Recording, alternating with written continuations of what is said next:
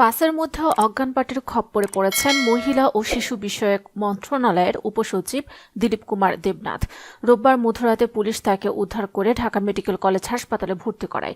তেজগাঁও থানার উপপরিদর্শক সুখরিয়া মধু বিষয়টি নিশ্চিত করেছেন। তিনি জানান, পুলিশ জানায় রোববার রাত 1:30টার দিকে তেজগাঁও শাহীন স্কুলের সামনে চেকপোস্টে ডিউটি করছিলেন তিনি। তখন হামজা এক্সপ্রেসের একটি বাস সেখানে এসে থামে এবং স্টাফরা তাকে জানায় বাসের মধ্যে এক ব্যক্তি অচেতন হয়ে বসে আছে।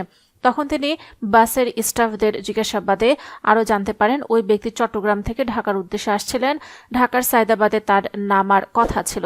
সায়দাবাদে যখন বাসের সুপারভাইজার তাকে নামার জন্য ডাকাডাকি করেন তখন তারা কোনো সাড়া শব্দ পান না। চট্টগ্রাম থেকে আসার পথে তার পাশে আরও এক ব্যক্তি বসেছিলেন, যাকে দেখে মনে হয়েছিল তাদের মধ্যে কোনো পরিচয় রয়েছে।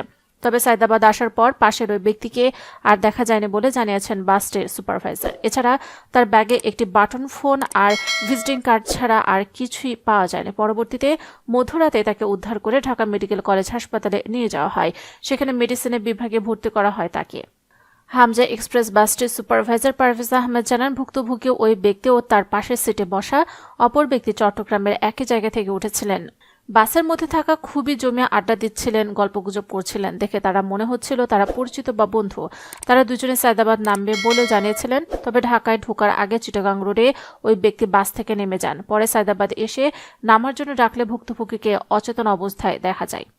তেজগাঁও থানার উপপরিদর্শক সুখরিয়া মধু জানান, ব্যাগে থাকা ভিজিটিং কার্ডের সূত্র ধরে জানা যায় তিনি মহিলা ও শিশু বিষয়ক মন্ত্রণালয়ের উপসচিব। পরবর্তীতে তার স্ত্রীর সঙ্গে যোগাযোগ করা হলে তিনিও হাসপাতালে আসেন।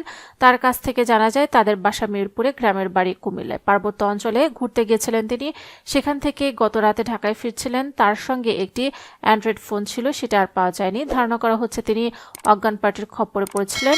আর কি খোয়া গেছে তাও জানা যায়নি।